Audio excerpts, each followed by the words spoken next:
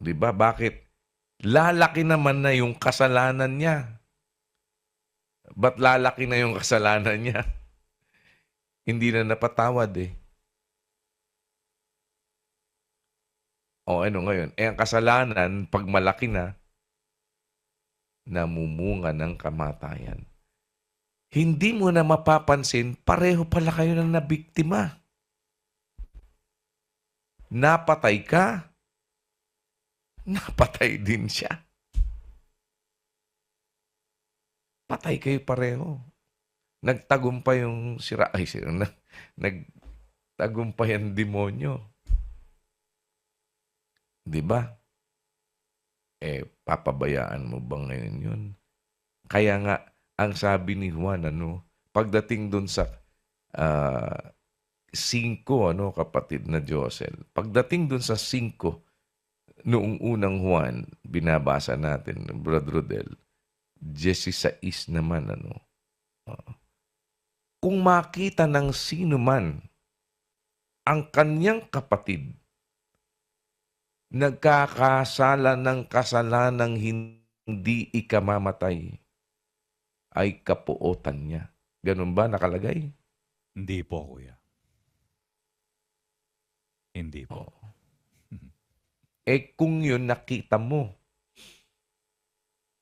pinag-usapan na natin yan. Kung sa'yo pa, hindi mo lang nakita, sa'yo nga nagkasala Hindi ba? Opo. Mm. So, hindi mo lang nakita. Baka kasi mamaya yung nakita mo, mali pang presumption mo Pero kung sa'yo talaga, alam mo. Opo. Kung makita ng sino man ang kanyang kapatid, lalo pa kung sa'yo nagkasala ng kasalanang hindi ikamamatay, idalangin siya. Bibigyan siya ng Diyos ng buhay na ukol sa mga nagkakasala ng hindi ikamamatay. May kasalanang may kasalanang ikamamatay. Hindi tungkol dito ang sinasabi ko na idalangin niya. Bakit? Lahat ng kalikuan, kasalanan. Merong kasalanan, hindi ikamamatay. No? Di dalawa, kapatid na Rodel. May kasalanang ikamamatay. Hindi tungkol dito ang sinasabi ko na idalangin niya. May kasalanan, ulitin ko ha, may kasalanang ikamamatay. Nalalaman natin na ang ipinanganak ng Diyos, hindi nagkakasala.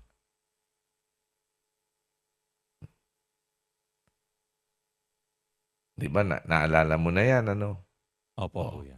Awa po. Di ba? Bakit? Pag kasalanang ikamamatay, inalis ka na nga doon no? Nagkakasala ka pa rin. Binigyan ka na nga ng buhay Hindi ba? Pero yung pinanganak ng Diyos, nag-iingat sa kanyang sarili.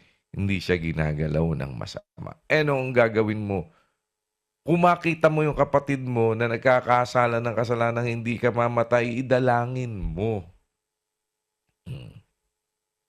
Yun ang dapat natin gawin, Brother Rodel. Opo. Hindi kapuotan. Opo. Ano gagawin, Brother Rodel? 18, puntahan mo ang Mateo 15. Opo. At kung magkasala laban sa iyo ang kapatid mo, pumaroon ka at ipakilala mo sa kanya ang kanyang kasalanan na ikaw at siyang mag-isa.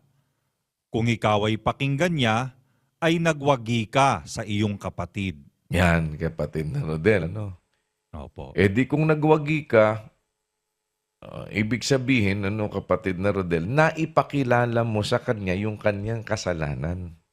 Opo. Hindi mo siya kinapuotan. Opo. Pinaroonan mo nga Ipinakilala mo sa kanya ang kanyang kasalanan. Opo.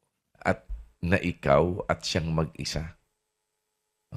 Kung ibig sabihin, kinilala niya yung kasalanan niya, kapatid na Rodel.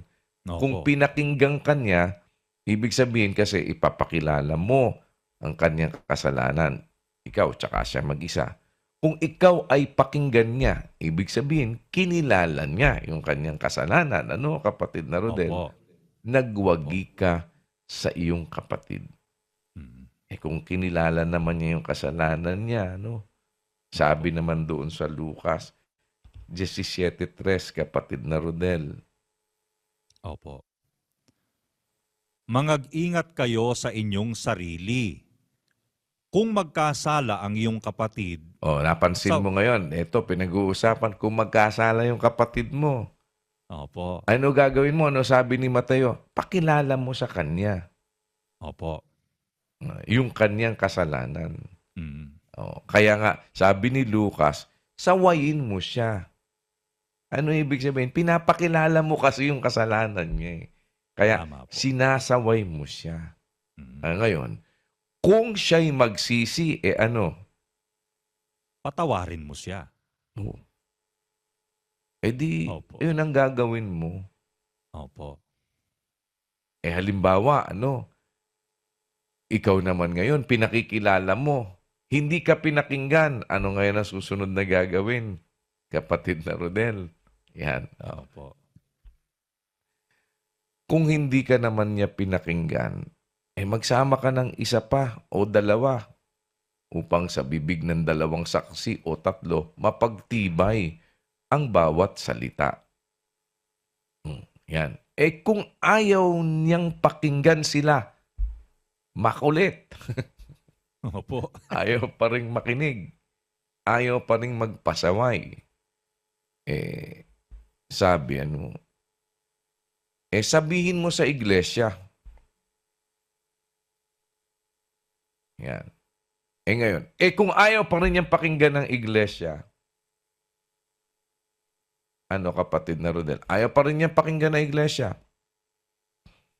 Anong gagawin mo?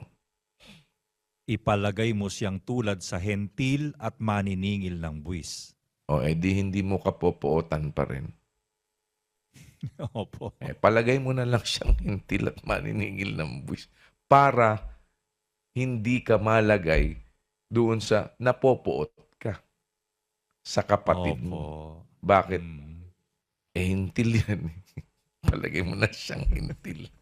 Opo. Maniningil ng buwis. Ayaw makinig Opo. di ikaw, absolved ka. You have done what you need to do. Opo, kuya. Huwag mong pabayaan na yung kasalanan ng iba, ang nangyari pa, ikaw pang naging biktima.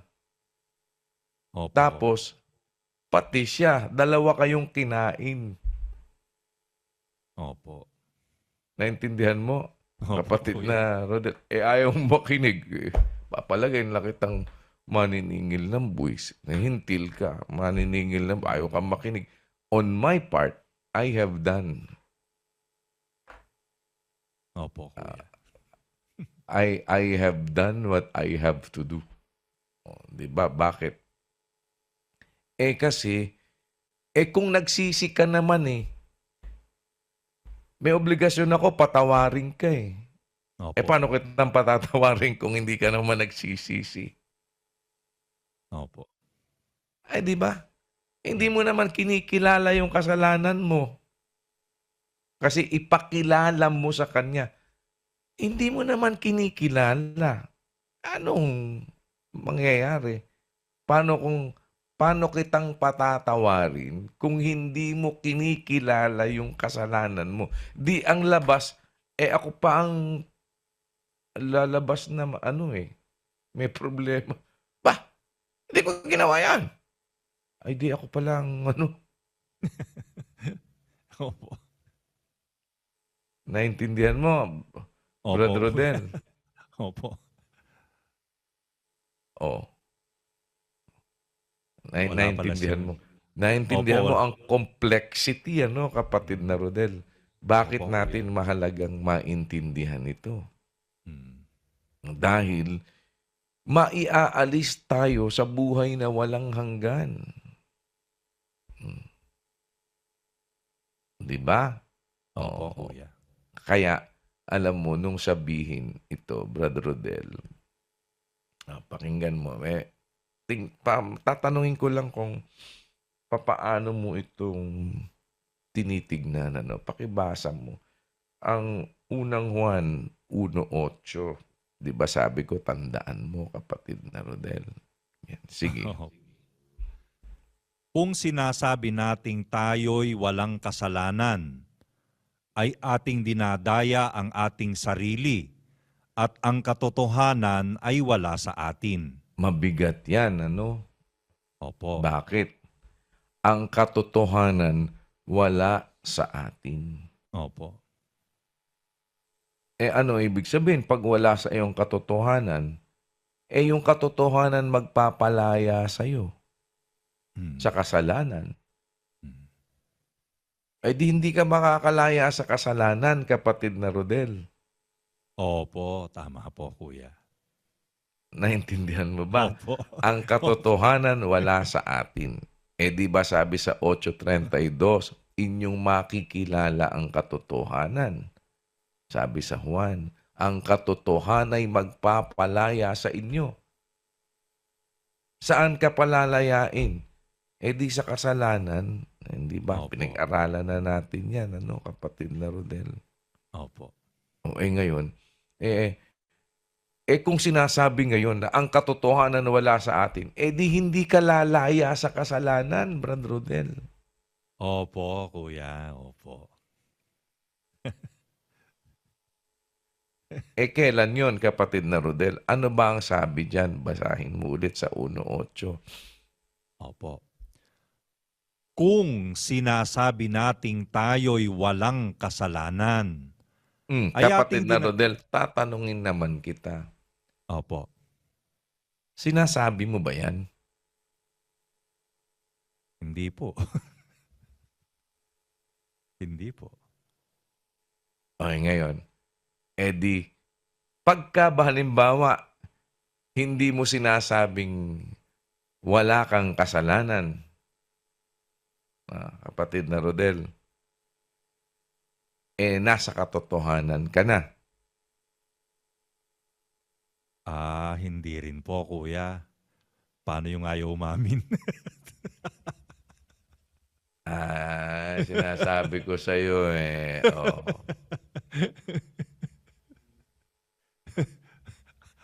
Kasi, ano impression mo dyan sa sitas?